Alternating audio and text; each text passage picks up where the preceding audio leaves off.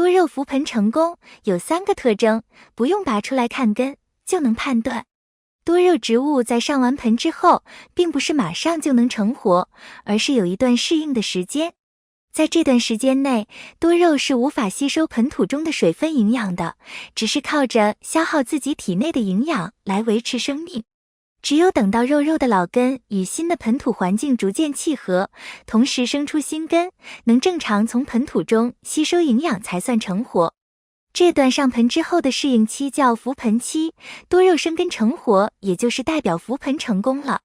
但是多肉植物的浮盆期有长有短，这段浮盆期对于肉友来说也是最煎熬的时期。很多耐心稍差的新手肉友，因为搞不明白肉到底浮盆了没有，在多肉种下没几天，很快又会拔出来，为的就是想看看它生新根了没有。殊不知这样一拔不要紧，即便是肉生了新根也没用了，又要从头开始重新上盆，然后没几天又忍不住拔了，结果就是无休止地上盆又拔出来，导致肉越来越瘦，陷入僵苗的死循环中，离着成功浮盆是遥遥无期。大家好，这里是花花世界的频道，今天花花分享一下判断多肉浮盆的小技巧。花花喜欢园艺，喜欢多肉，并乐于分享成功或失败的经验。如果你喜欢花花，不要忘记点赞关注哦。其实，多肉植物浮盆成功的时候是有特征显现的，我们只要耐心观察，是不难发现这些特征的。下面这几种现象，只要同时出现2种，就说明多肉一定是浮盆成功了，我们根本不需要把它们拔出来看根。1. 叶片变硬挺并向四周伸展。多肉植物在脱土之后，经过修根、洗根、晾根的过程，叶片大都会略失水，而变得比较软，而且会向中心聚拢起来。而在上盆后的浮盆期，它们也都是在消耗自身的水分营养，所以叶片会变得更软。只有等到肉长出新根，能从外界盆土中吸收水分营养来补充自身消耗了，这时候肉的叶片才会重新变得硬挺，而且会出现轻微的土长，而表现为叶片肆无忌惮的伸展。所以当我们发现多肉植物上盆之后，叶片由软重新变硬，并且向四周伸展的时候，就表示它应该是浮盆成功了。2. 叶心出现白绿色，有新叶长出。前文说过，多肉植物在浮盆成功之前，靠的是消耗自身的水分营养来维持生命。这种情况下，它的叶片会变得暗淡无光，当然也肯定不会长出新叶片的。而当多肉植物浮盆成功之后，它的根系就可以从盆土中吸收水分营养了，有了这些营养的补充，它就开始从顶端发出新叶了。通常刚发出来的嫩叶都是那种比较鲜活的白绿色，所以说当看到多肉植物的叶心开始出现白绿色的时候，就表示有新叶长出，肉浮盆成功了。3. 轻轻晃动植株，有明显抓土力。多肉植物在刚刚上盆的时候，只是用盆土强行压住了根系，这样才使肉勉强能固定在盆土中。此时如果轻轻晃动植株的话，它马上就会东倒西歪，是一点支撑力都没有的。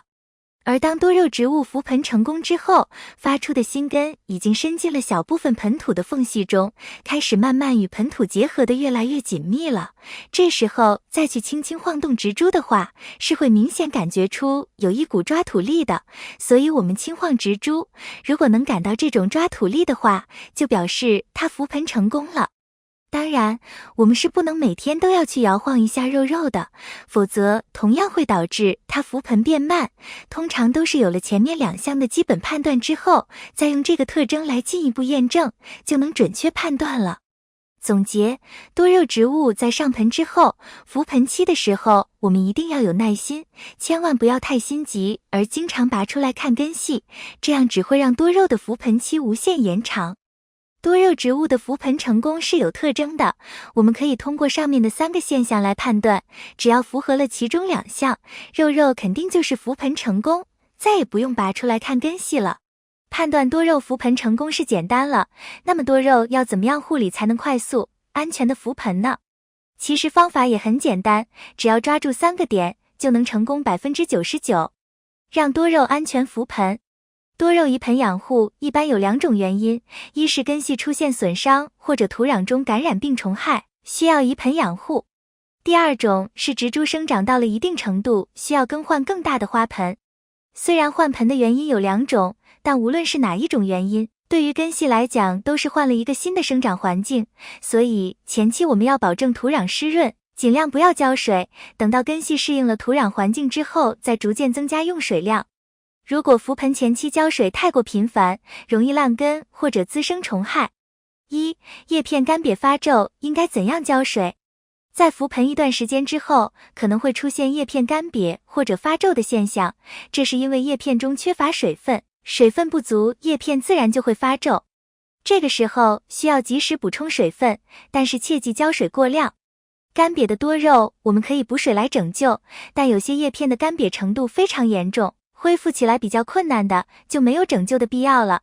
这个时候要狠心清理枯叶，为植株保存养分。2. 移栽之后如何施肥？刚刚移栽之后的多肉生命力脆弱，根系的吸水能力和吸收养分能力都比较弱，所以前期不建议施加肥料，保证土壤湿润即可。当根系适应了新的土壤环境之后，可以逐渐增加薄肥，有些花友喜欢自制花肥，成本比较低，而且养分充足，但自制的肥料一定要充分兑水稀释之后再使用。3. 植株感染病虫害怎么办？刚刚移栽的多肉生命力比较脆弱，而且对新环境也需要一个适应期。这个阶段的多肉生长速度慢，而且恢复能力较差，一旦感染细菌和病害的话，扩散速度就会非常快。所以扶盆期间看到虫子的话，一定要及时处理，杀菌治病，保证植株的存活率。为了避免病虫害，可以提前在土壤中加入除虫剂等，起到预防作用。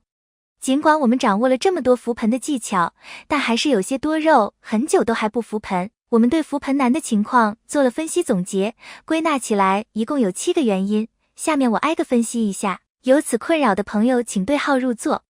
不扶盆原因。1. 品种原因。我们平常接触的多肉有些扶盆速度很快，上盆之后只要操作没啥问题，基本上10天左右即可发根扶盆。而有些多肉品种本身就很难扶盆，比如说仙女杯白菊、乒乓福娘和乒乓福娘锦，以及大颗的乌木等，所以如果是这些品种换盆的话，要做好长期苦战的心理准备。2. 温度不合适。多肉扶盆的最佳温度是15摄氏度至25摄氏度，超过这个温度区间，它们发根扶盆的速度就会受到影响。所以多肉换盆的时候，先关注温度再动手，能提高扶盆概率。3. 水分没有掌控好。对于大部分多肉而言，上盆之后保持盆土微潮，如此一来，土壤中的湿度才足以支持它们发根。但如果你换盆的是仙女杯的话，它们的发根对湿度的要求更高，所以上盆后不能保持微湿，要马上大水浇透，等盆土快干的时候又浇一次大水，才能让它顺利发根。4. 上盆后马上让多肉晒太阳。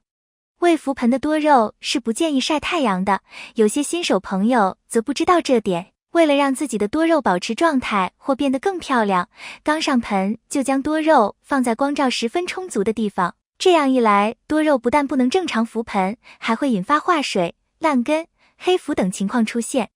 5. 多肉的根系干枯，但没有清理掉。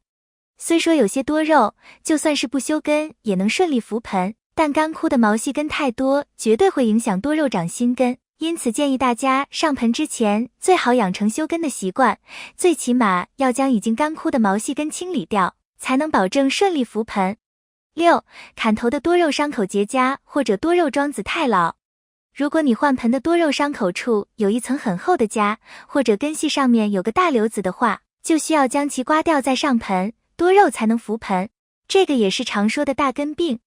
另外，多肉茎秆木质化严重，或者已经是老桩的状态，换盆时也会影响其发根扶盆的速度。这种情况下，修根是建议保留主根，修剪掉须根，来确保多肉扶盆的成功概率。7. 配土颗粒太大或者颗粒占比太高。一般来讲，栽种多肉的颗粒在3至5毫米之间最合适，要是颗粒过大，则多肉根系很难扎根。至于配土中的颗粒占比，通常不建议低于 50% 或高于 80%， 因为前者保水性太好会影响多肉度下和上色，而后者则会严重影响多肉发根浮盆的速度以及后期生长。以上就是分享的多肉浮盆的内容，如果有错误和纰漏，欢迎指摘。喜欢我的内容，请点赞、关注并转发。感谢观看，感谢粉丝的喜欢和支持，我们下期再见。